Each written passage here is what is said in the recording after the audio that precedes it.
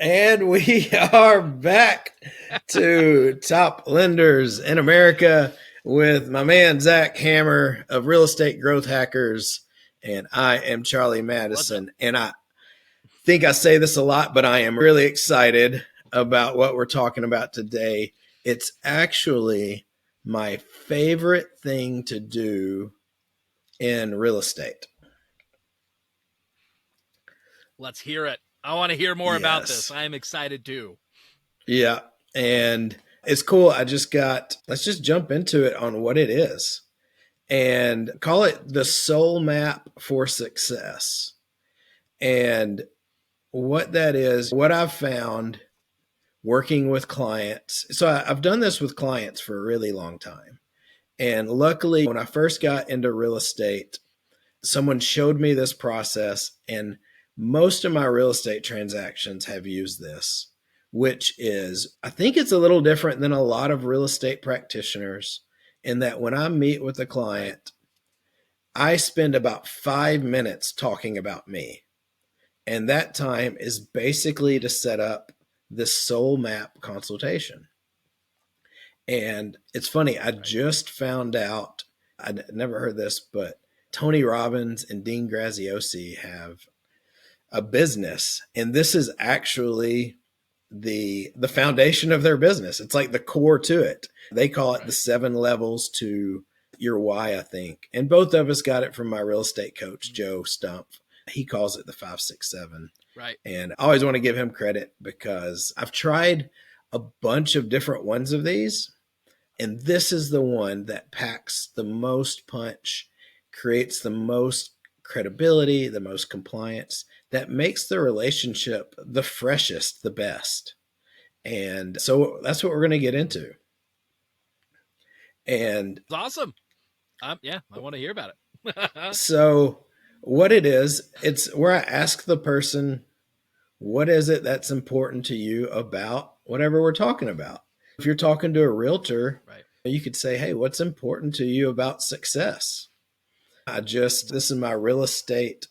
This is my in-person real estate appointment shirt. I've got 6 of them.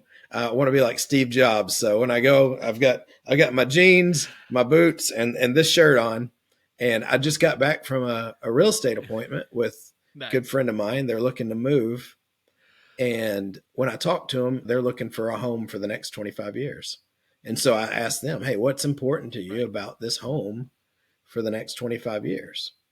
And what I do to start off is I say, using one word, what's important about it to you? And that really makes them think. Right. And then whatever their answer is, I said, that can mean different things to different people. Using 2 to 3 words, what does that mean to you? Right. And then they'll think, they'll say something. And then whatever they say, I'll say, and what's important to you about that? And in a lot of ways, I just go down and then I just start letting them talk and I'm listening. And it's funny, my client today, she's a good friend. And she was actually one of my assistants to help me implement my real estate systems 10 years ago. And she said something. She said, most people don't get listened to enough.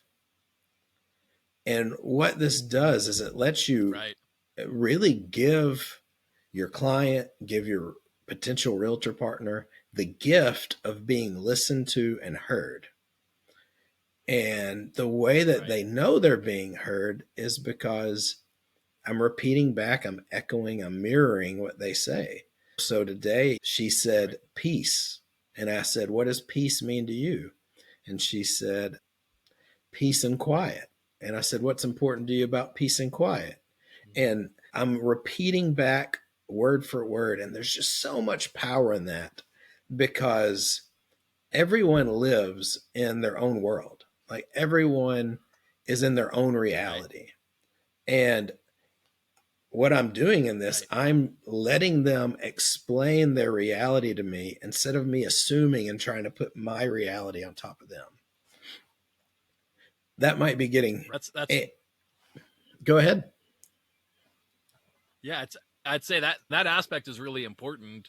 I think depending on how people look at it, like the simplest way to understand that, I think, is just understanding the reality. As a for instance, Charlie, what is first off, do you like ice cream? I a do thing? Is like ice ice cream a thing cream. that you like? I do like ice cream. Okay. What is your favorite? What's your favorite flavor of ice cream? Anything with chocolate, unless it's got peanut butter in it. Did you say anything with chocolate unless it has peanut butter in it? Is that what you said? It cut out there a second. Correct. Yeah, exactly.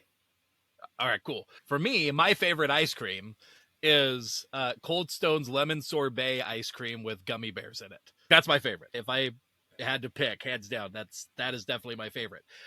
Our two different ice creams would be very different, right? Like they taste different. They're they're even made up of some very different ingredients aside from probably like sugar being in both of them, right? But we don't look at that and think that there's something wrong with having differences there and a different way of viewing something even as simple as ice cream. So similarly, like what somebody wants out of their life, out of their house, out of their business, etc., is likely going to be varied and different from what you want. And as a result, it can be really useful to understand like that permeates everything, right? So the way that you view what is good and what is bad permeates a lot of what you think about things. And so by asking and allowing what this person actually cares about to flow through, that's what you're talking about, I think, of not putting your reality on them. What you like, what you don't like, what matters to you, that may not be what's important to them. It may not be what matters to them. And being able to get on the same page with somebody else definitely makes a big difference for sure. Yeah, to understand their page. And as an example, me and you Right. could go out to ice cream and I would know what to order for you because if I ordered Right. what I like, you wouldn't like it, and vice versa. And that's Right. okay. And one of Right. the cool Right. things that Joe discovered is when I ask this, we started with ice cream, but as I ask this, and he calls it the 5, 6, 7, Right. because usually once you get down to the 5, to the 6, to the 7, a lot of times it stops being, a lot of times it even stops being personal or selfish and it moves to like deeper goals. My client today at the end, hers was like, it's not that I don't have purpose now, but this will give me person purpose, Right. people purpose.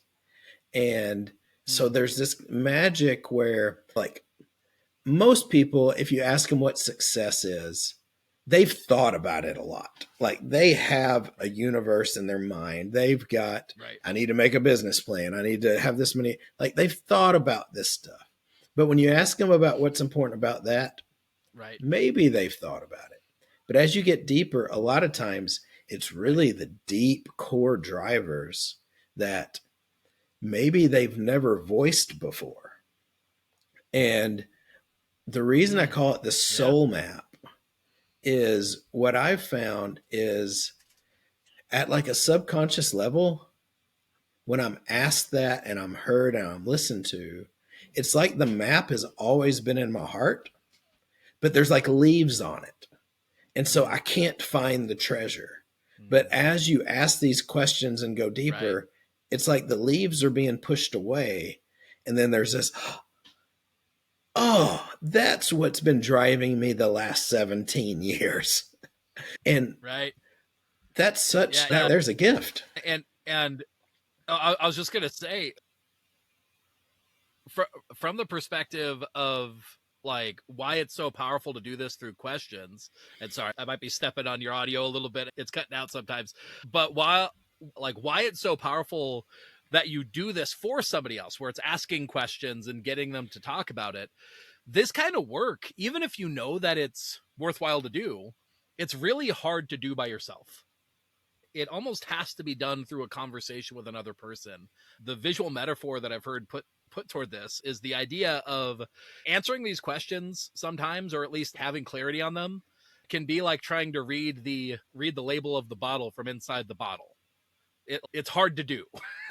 Right? Like it's hard to see what's clear and obvious when you're voicing it to somebody else. Often these things become clear when they're hard to like just sit and think about, if that makes sense. But anyway, so it makes sense that that it's helpful for people and likely helpful even if they've thought to try and do some of this. It's helpful to have that conversation with another person. Yeah, and a gift of being listened to and heard and echoed back in itself is quite the gift. And one of the Right. cool things about being there for this is when you are with the person when the leaves are pulled away, they immediately subconsciously believe that you can help them get there because you were part of the reason they can verbalize it now. Right. It's common marketing. If you can Right. verbalize what your client is thinking better than them, if you're Right. in their head or in the conversation already in their head, that's how you can relate. Right. Now, you were there when they discovered these words, and these are the words that you can use to communicate with them. And it's their world, their words. Like, I love hearing my Right. name. I even love it better when someone talks to me about my core driver. If you want to get on my good side, ask me Right. how I'm connecting with my kids and teaching them entrepreneurship and planning to travel space with them. No one's ever asked me that, Right. but it's what I dream about. Right. And everyone's got Right. dreams that Right. a lot of times they haven't spoken or maybe they haven't verbalized. As you get to Mhm. that, there's really power there. Right. Right. And Yeah, what's that makes a ton of sense. our audio is cutting out, so this is fun. Yeah. Have me and you ever done anything like this where we've had this type of what's important about that conversation? I feel like we probably have in terms of, yeah, I don't know if I can recall a specific time, if that makes sense, because you and I tend to run in similar enough circles where some of these types of thoughts and these sorts of conversations I have had them before, whether with you or with other people. So I'm sure that in the process of us working together on things, we've gone through that kind of work to clarify why we're moving forward in the way that we are and what actually matters and all of that. I can't recall a specific time, but yes, I would be very surprised if we haven't had this kind of conversation before. Yeah. Yeah. And it reminds me of one that's similar is the Dan Sullivan question, strategic coach. His is Right. if you and me were sitting here 3 years from now and looking back at the last 3 years, what has to happen personally and professionally for you to be Right. happy with your success? What are the dangers? What are the opportunities? Right. What are your strengths? And I like that one. But what I've found is the 5, 6, 7 for me, this soul map really gets to the heart of the Right. idea so much deeper. The idea on both of them is we want the client, we want the realtor to talk about themselves. That is in itself is a gift. Right. What I found is this Right. really gets to a deeper level where there's really an insight. There's really a moment where they can usually see something different. And Right. if you've heard these of things like Yeah. this, I think Yeah. that's just one of the differences. Right. Yeah, that makes sense. That makes sense. And I would say some examples of where that works in real estate. So I've had a couple transactions in real estate where I was not able to use this. And but most of my transaction in real estate, like I said, I've been able to use this. And what it does is it just makes every decision easier. When some we know it, Simon Sinek said, when someone's why is clear, it makes the decisions easier. And so when tough things Right. happen in a real estate, an appraisal comes back low, any of that, inspection's crazy, I can use the 5, 6, 7, I can use the soul map to really guide them back to what's important when they're upset about a $100 CI outlet that needs to be fixed. I can guide them back to the soul map. Right. And similar, like lending, real estate, like there's going to be, like with my partnership, there's going to be issues, there's going to be problems in a real estate Right. transaction. But one, if you know the person's soul map and you're Right. gearing your partnership to actually helping them get there, that's always the North Star. That's where you can always get back to. Like that is, that's the treasure that you're getting to. And then what I've found I can't really give suggestion and advice, at least to a client, at the best level until I've got this soul map. I Before that, it's bedrooms, it's bathrooms, it's all surface level, which is in service to something else. But once I find out this information, now I can give advice, I can give suggestions. So think about that as with a real estate partner. A good one, they're going to ask for advice. They're going to ask for suggestions. What do I do with this client? What should I do for 2024? Right. When you guys have that together, that just changes everything. Right. Yeah, And it really does. It allows you to get back to a foundational level of being able to say, and honestly, this is, I think one of the insights from this that can be powerful is it it does often become easy to become distracted by things that pop up, right? Like you mentioned, the $100 outlet that you have to replace. It's like that's a thing that pops up and becomes front of mind attention. Or maybe it's like the way something was worded in an email, or somebody's offer being slightly off, or there's all sorts of things that could cause this. But when you're in the midst of it, it's easy to be distracted by it, even if you've got some level of clarity of where you're heading. But being an outside observer often makes it easier to see, hey, we're getting off of what you want, right? What actually matters to you. And instead of having to like try to arbitrarily calm somebody down or bring them back to North Star or whatever, you can know, like, how does this thing popping up relate to the thing that matters to them?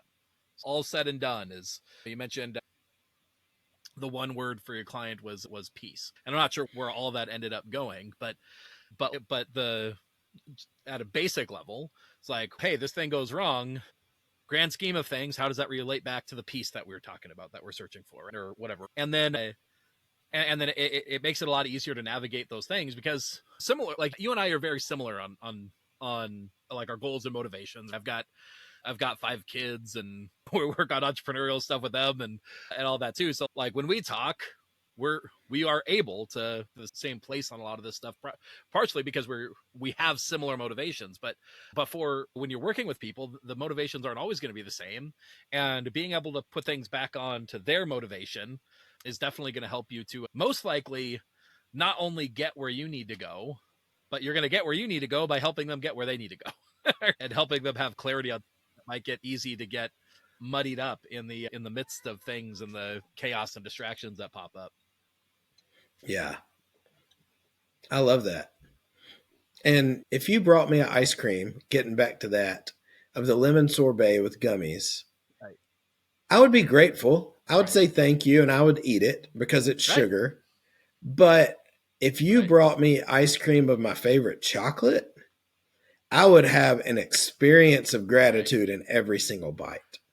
So what you said is so important to Right. like give your partner what they like. Right. And there's Right. 2 other things that are really powerful Yeah, about exactly. this. One is part of the realtor waiting list is the mutual permission to reject, which is, hey, we're going to see if we're a good fit for each other. And the way that Right. I decide if I'm a good fit for a client or for a partner is I want to see what their soul map is. Right. I want to see if we're on the same wavelength, because I'm looking to spend 10, 15, 20 Right. years. Like my goal is I want to leave this person better off, and I want to know them for the rest of my life. So I want to see, am I in Right. line? When I wake up in the morning, am I inspired to help them? Do I want both of Right. us to go down that line? And if I don't, that's cool. There's other people that are. Can I tell you a story about Please that? do. A story about why that part is important. I had a client at one point, and fairly intuitively, I didn't have this specific wording or phrasing to really go down this. I've for the longest time, I've started my conversations, my relationships with clients in the same way of, I want to find out why this matters to you. I want to make sure that I'm helping you achieve what you want to do. This client that I got a while back, uh, I started down that process. They needed a website at the time. I was hoping to build websites. They needed a website, and I asked them, I was like, what? Well, what we do this, like, what motivates you? What are you trying to achieve with your business? Why does this matter to you? What are we going to achieve together doing this? And basically what they said is they're like, I just want a lot of money. I want a lot of money. I want nice cars. I just want to be really rich. I was like, all right, cool. Like, money's to get you things. What, like, why do you want those things? Like, what? And they're just like, I don't understand. I just want money. Like, I just want a lot of money and really nice things. And I was like, okay, fair enough. And I got to tell you, you've had enough conversations with me. Me personally, I have no idea how to wrap my head around that. Right. Like, the idea of just having piles of money by itself, like, that doesn't motivate me. Now, obviously, like, having piles of money would be great because I know what I would want to do with them. But, like, literally just being attracted to piles of cash for some reason, I was like, oh, okay, why? Anyway, so I did not connect with that person in the slightest. I still took him on as a client, and I'm going to give you one guess. Ultimately, how do you think that client relationship ended up going? If you think it went great, we're still working together, and I love working with them day after day, year after year, or do you think it went some other way? I'm guessing he would not pass the grocery store to test today, and you wouldn't pass it with him. That's my guess.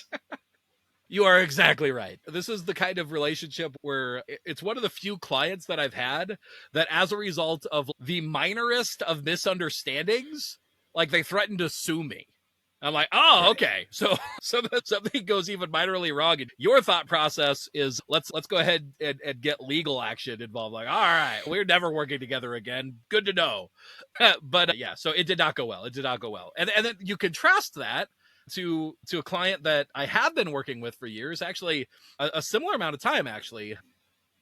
And this other client, I have a good understanding of what they're trying to achieve and why and what matters to them. And it's not the same stuff that matters to me exactly, if that makes sense. It's not that we have to be the same person, but it's at least something that I can understand, wrap my head around, and I'm like, yeah, I could be motivated to help you achieve that.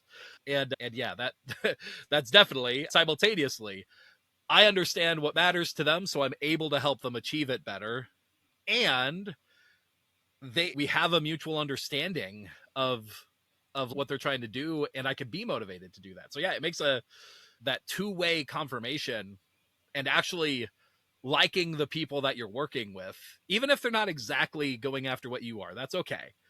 But liking the people that you're working with, that matters, and being able to get behind their why just as much as you can to help them achieve it. That's a big deal. And actually, like, further, I found that it makes a lot of sales conversations end up going really well just by being really upfront with that and saying, hey, because it's typical, like, people expect that you're trying to get them to hire you.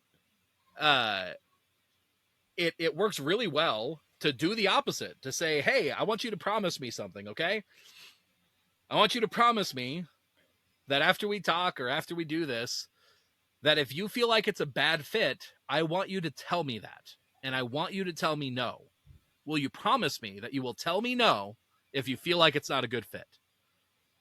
And when you do that, when you get them to say, yeah, because that's easy to agree to, it ends up making people a lot more open to actually exploring that opportunity too. So you have you have the reverse effect. It ends up actually making it more likely, not necessarily that they'll work with you, but that they're more open to the things that would make it so that they would work with you. And I feel like it fits into this, right? Where if you discover, you dive in deep on their soul map and you just discover that alignment on their why, then there's more clarity on that. And if there's not alignment, then you end up saying, no, it's not a good fit. And same thing for them on you. Maybe they're like, yeah, no, better or worse, I don't want to work with you. Yeah. But yeah. That's great. Yeah. And that leads me to really the second thing that this is powerful. It's similar. I heard someone say that Jeff Bezos of Amazon, he only hires people whose future is ahead of them. Dan Sullivan says, where your future is bigger than your past. And what's really cool about this is this will open up whether the people they have a future that they're moving to. With the realtor waiting list, you've got finally you've got real scarcity, and you can top grade Right. your realtor partners. And the goal is to have some realtor partners that you can really grow an amazing career with.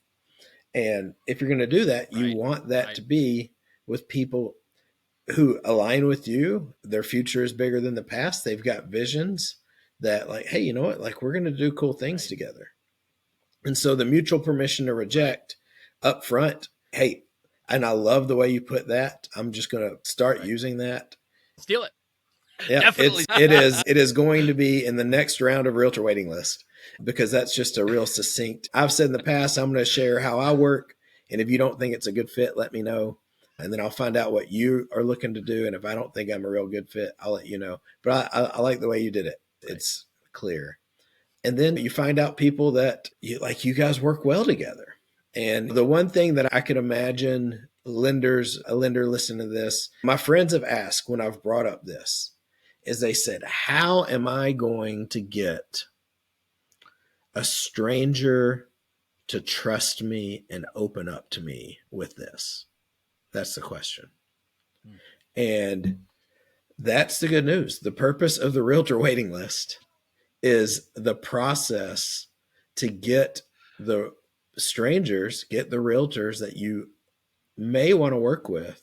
It's a process in a very cool way to get them to open up, to want to do this with you. And at the end of the process, Right. if they don't, cool, the realtor filter worked. You've got real scarcity, you Right. provide real value, you gave them the soul map or helped them, and you've helped market them to their people.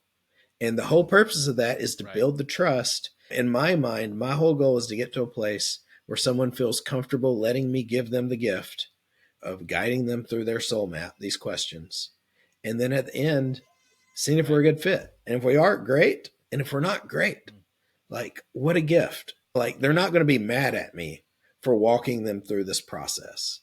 If they don't like it, they'll forget Right. about it. If they did like it, we can see Right. if we work well together. Right. And that Absolutely. was, Like that's go ahead. that's the most powerful way. The overall principle, what you just described, it's there's a basic concept in game theory of whether you're playing an infinite game or a finite game.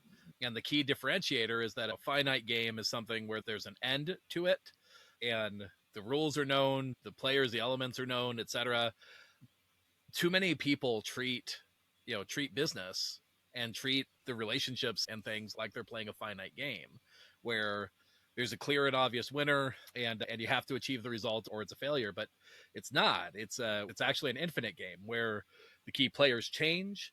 And really, the biggest thing about an infinite game is to keep the game going, right? The only time that an infinite game stops is when, at least for you, essentially, when you're out of the game, when you stop playing the game, right? Otherwise, the chances of things always change. And so one of the key things about an infinite game is to know that you are like you if you are striving to have every interaction that you have result in a net positive where you've bettered somebody's life, even if it isn't the full ideal outcome, it was beneficial to talk. It was beneficial to see, hey, we are two people that are going in a direction. Are our directions in alignment where it makes sense to go together? Or are we going in directions that are different? And now we've learned that, we're clear on that, and we each have more clarity on the direction we're heading, knowing more confidently that it doesn't need to happen together in order for it to be more effective. Either way, it's a gift. It's a gift, right? And if you approach it that way, then you get to keep playing the game. And ultimately, you get to maximize your upsides while minimizing the downsides, and your business, your life, the world, they all just get to be better places. And it's awesome. Yeah. Yeah. I love that. And that's the soul map. And we went over the first 4 questions. Like, there's 7 of them. Reach out to me if you want to know what the others are. If you're interested in the realtor waiting list, go to realtorwaitinglist.com. I'd love to talk to you. and ask you a few thought-provoking questions to see what success means to you and see if we're a good fit for each other. And that's a gift in itself. And if they're not, I hope they promise that they'll tell you no. And that's not a good fit. So you guys could go your separate ways. Exactly. Exactly. Yeah. Truthfully. I know your time is, you've got an appointment coming up. I do too. Let's wrap this up. This was great. This is Zach Hammer with Real Estate Growth Hackers. If you've got a real estate agent that needs help with strategy, with marketing, Zach is the guy. That's actually how we met. Or software as SaaS companies. That's what he's doing here. Right. And I'm Charlie with the Realtor Waiting List. And until next time, bye.